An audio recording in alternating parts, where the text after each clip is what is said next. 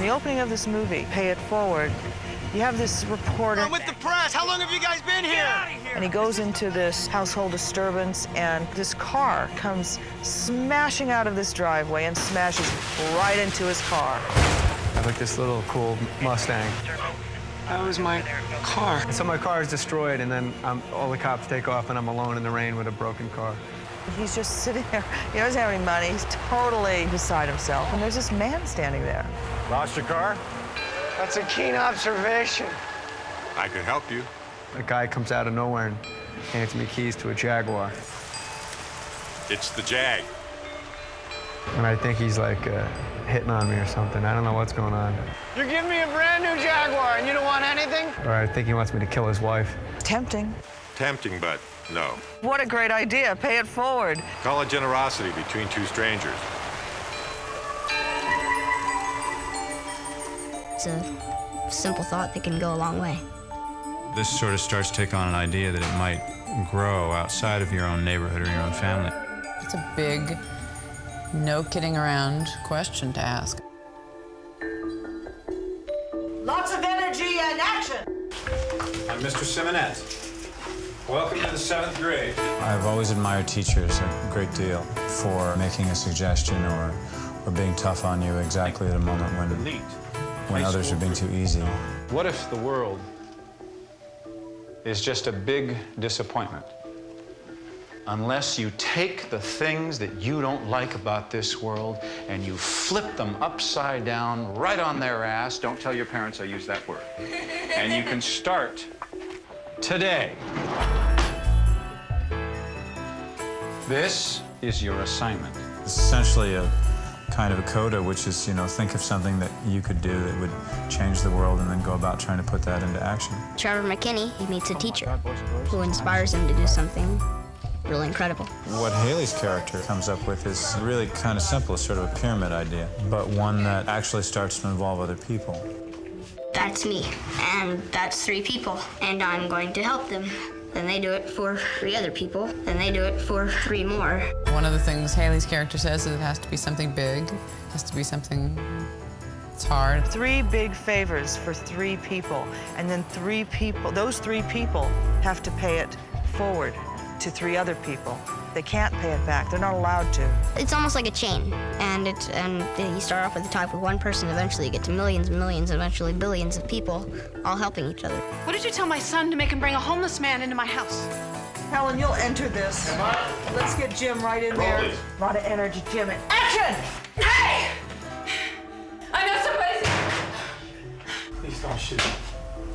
Somebody comes along like your son and gives me a leg up, hey, I'll take it. Even from a kid, I'll take it. I do think that people can change things, and this is the sort of the difficult area of the movie, because anytime you start talking on this level, people are so cynical that they think you're preaching at them.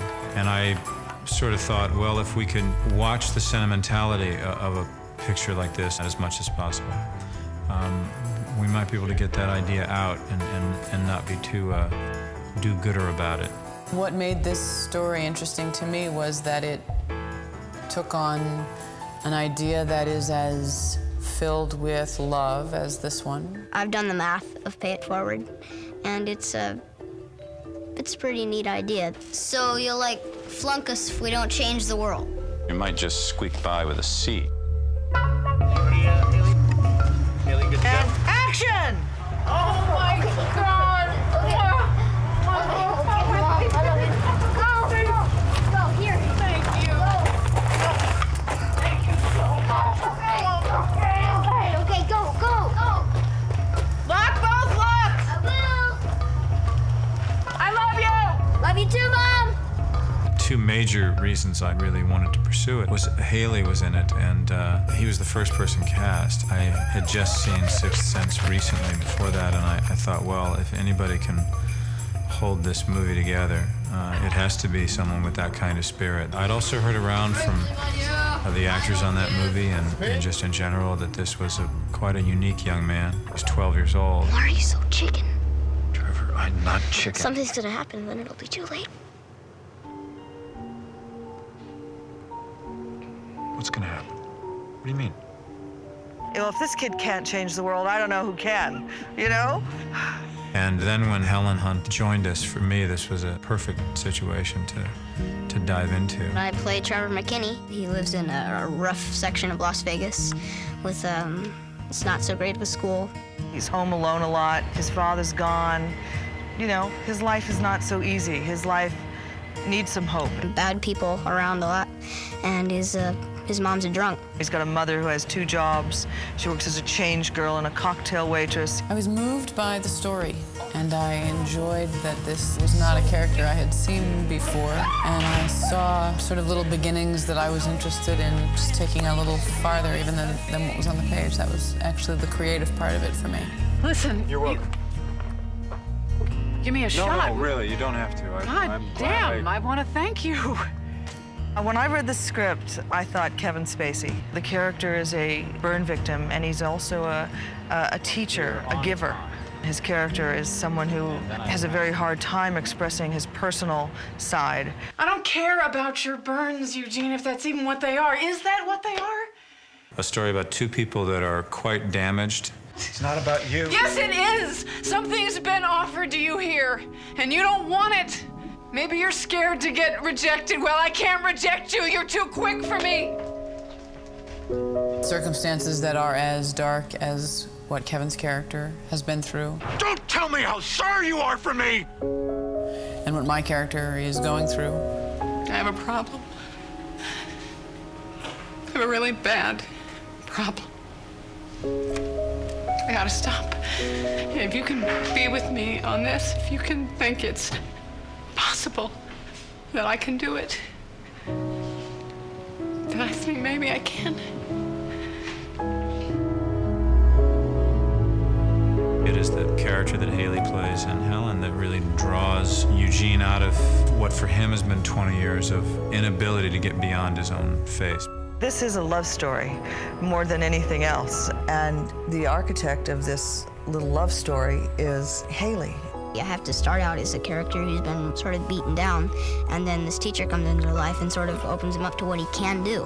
And there's a bit of an awakening in the mind that sort of says, hey, I can do something that can really help me and help everybody. Pay it forward. Paying it forward. It's like this idea. You can fix a person. Action.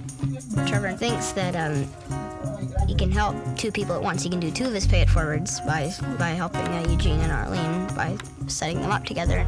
I'm so surprised you wanted to do this. I told him if you wanted to talk to me, I would come to the school.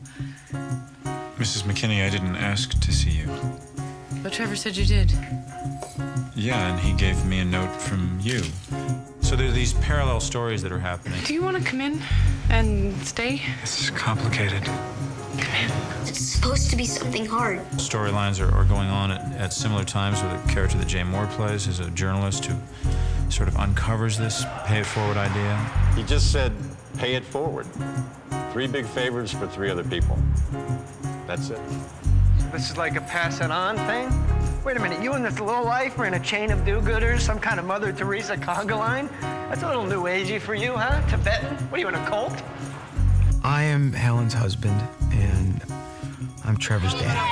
Hi, Arlene. First surprise that she's on the couch in my home with another man, regardless that I've been away for 6 months. I begged my way back into the house and lied to her. I knew I had to change. Angie Dickinson, what a great idea. And playing an old homeless lady is really fun. It's a shocker. I was telling my friend Gregory Peck about it. I said, well, I don't know. I'd have to look pretty awful if I get this part. And he said, well, what the hell? Do it. And cut. Oh, darling. Don't stop. Oh. What are you doing? Oh, my God. All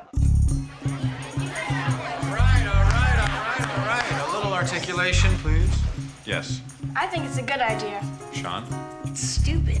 Adam? It's the honor system. People blow off the honor system. So what? Just because you do.